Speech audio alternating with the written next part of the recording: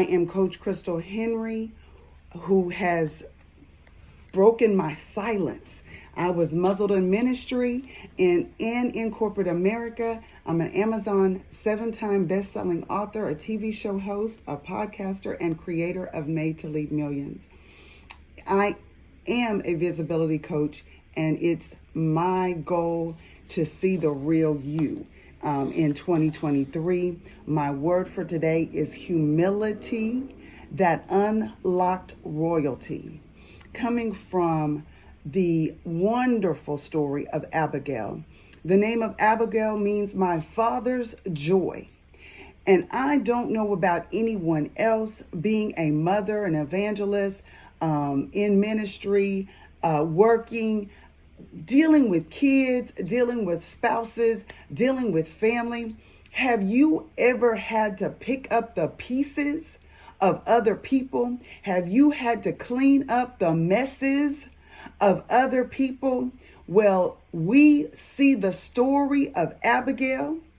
We see that not only did she have to pick up pieces, not only did she have to clean up messes, but I know she had to do it over and over and over again. Why? Because she was married to a man named Nabal, and the name means fool. And I don't know about you, but I know that I have been married to a fool before, married and divorced, okay? But thank God, God sent me a man that was able to recover me. And so when we talk about humility that unlocks royalty, there's no other story that I could possibly see but the one of Abigail.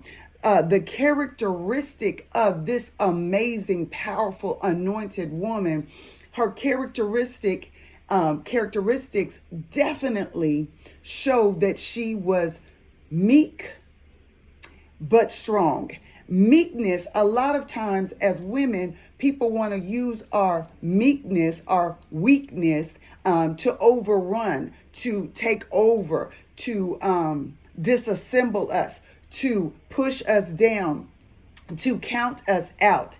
And Abigail used her characteristics, used her strength and her humility to be a deliverer of many. I know there's some women out there today, right now, that are listening to me and that can relate to Abigail, and not only relate to her picking up the pieces and cleaning up the messes, but relate to her prophetic listening.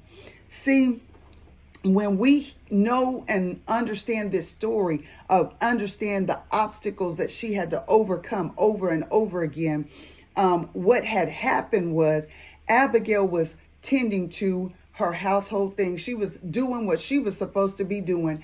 And her husband, with his mouth, condemned not only himself, her, and everyone and everything around them because he was a fool. And so hit the words of his mouth. The Bible says, by our words we are justified, and by our words we are condemned. And the words of his mouth condemned them all.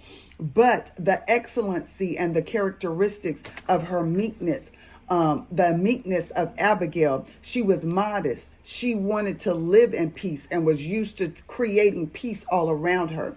She was forgiving and righteous. She was assertive enough to be a deliverer. And she delivered her people because of her humility. And she bowed down to David when he and 400 of his men were coming to kill everyone.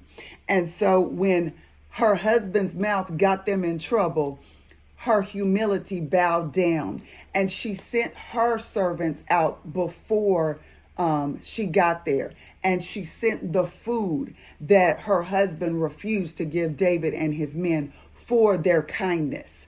I have had to deal with many people that tried to disassemble our families, disassemble our churches, but yet with character and strength and humility. There was a woman named Abigail. There was a woman that was considered my father's joy that brought everything back together. So let me read to you the ending verses, and trust me, I'm almost done. In 1 Samuel 25:38, it says, after all of this happened, after Abigail went to David and begged for forgiveness and also gave him a prophetic word that he was going to do great things and that the Lord was going to bless him. In verse 38, it said, then it happened about 10 days later, the Lord struck Nabal and he died. Verse 39 said, so when David heard that Nabal was dead, he said, blessed be the Lord who has pleaded the case of my reproach from the hand of Nabal and has kept his servant from evil. For the Lord has returned the weakness of Nabal on his own head. And David sent and proposed to Abigail to take her as his wife. Ladies, there's some things that we might think. There's some things that we might want to do. There are some things that we might want to interject or may want to say. But Abigail moved wisely. She spoke assertively, and she turned things around with her mouth. A wise woman does what? She builds her home. Abigail secured her home with her mouth. Our mouths are powerful. And I hope that you will read this story of a woman who overcame a narcissist, a woman who overcame a fool with her prayer, her mouth, and her instincts. That's you. That's us. That's how we overcome. 2023 is our year to overcome. Abigail used her character to overcome. You use your character. You use this. You use prayer. You use this to overcome. No matter what the obstacles are, no matter who is opposing you or who might come and sabotage your peace, you have the victory. I am Coach Crystal Henry. Stay connected with me by going to crystalhenry.net. God bless you all. Thank you.